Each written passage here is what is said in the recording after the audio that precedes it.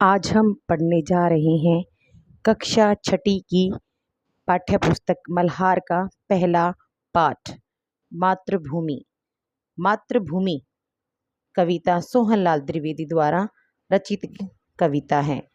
इसके कवि सोहनलाल द्विवेदी जी के बारे में हम पहले कुछ बताना चाहेंगे।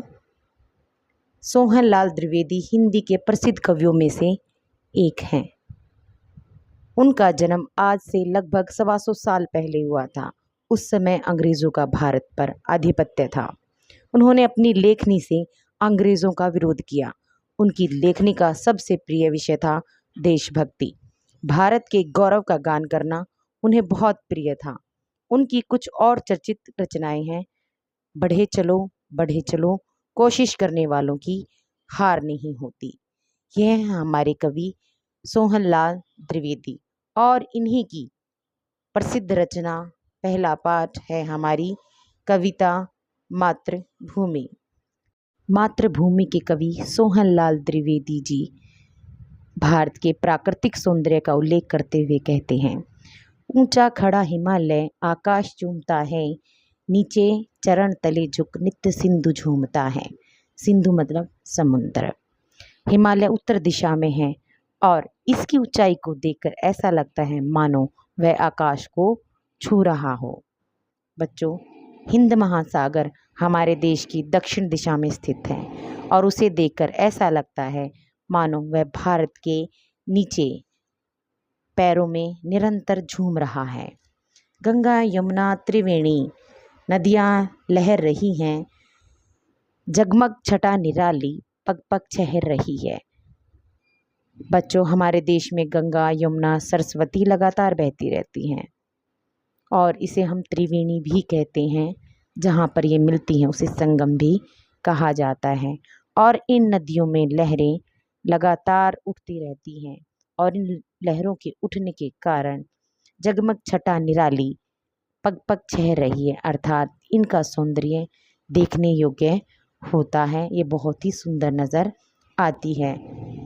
वह पुण्य भूमि मेरी, वह स्वर्ण भूमि मेरी, वह जन्म भूमि मेरी, वह मातृभूमि मेरी। कवि कहते हैं कि भारत की विशेषताओं के कारण इसे जन्मभूमि कहा जाता है। भारत की मिट्टी बहुत ही उपजाऊ है और इसकी धरती सोना उगलती है फसलों के रूप में, इसलिए इसे स्वर्ण भूमि भी कहा जाता है।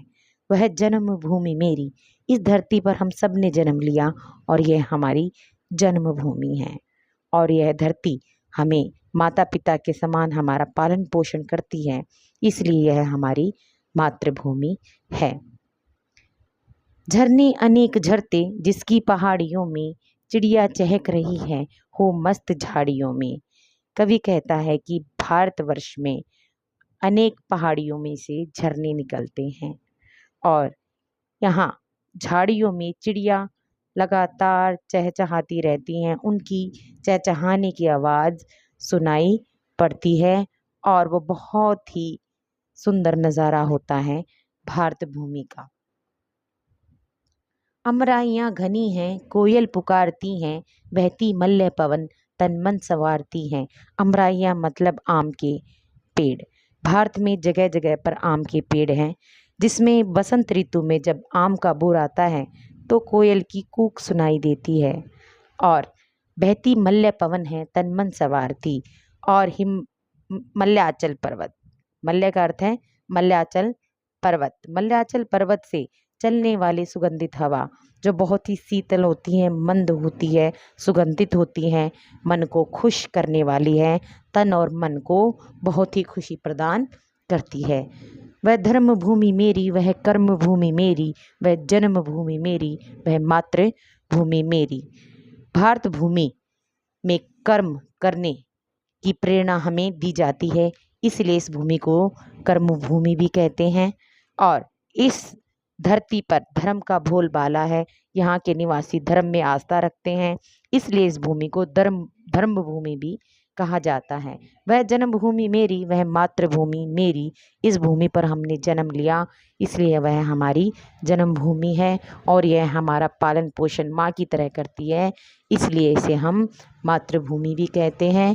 इस भूमि को हम धर्म भूमि, कर्म भूमि, जन्म भूमि और मातृभूमि के नाम से संबोधित करते हैं।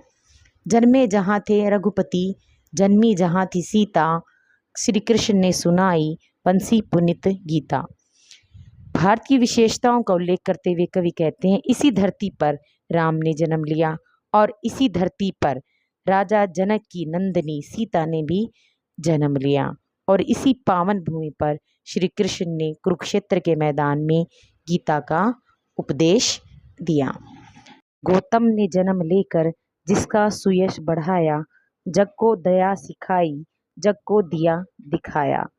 महात्मा बुद्ध ने इस पवित्र भूमि पर जन्म लिया और अपने देश का सुयश यानी कि गौरव बढ़ाया।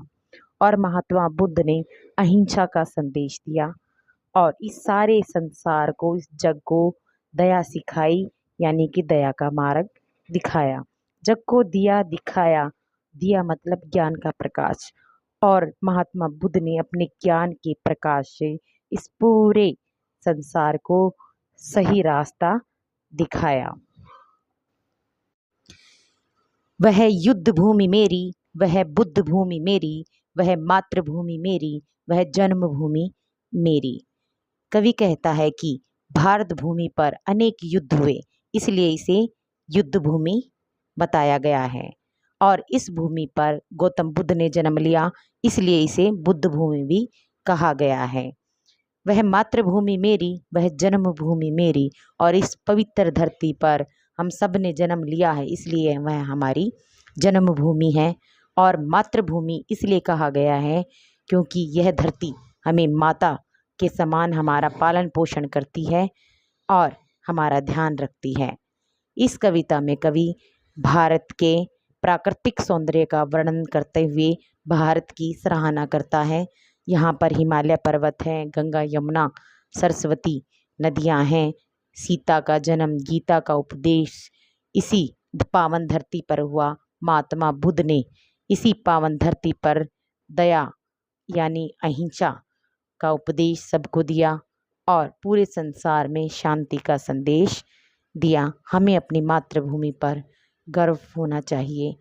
इसी के साथ आशा करती हूँ आपको यह कविता अवश्य समझ आई होगी। लाइक और सब्सक्राइब ज़रूर करें। धन्यवाद।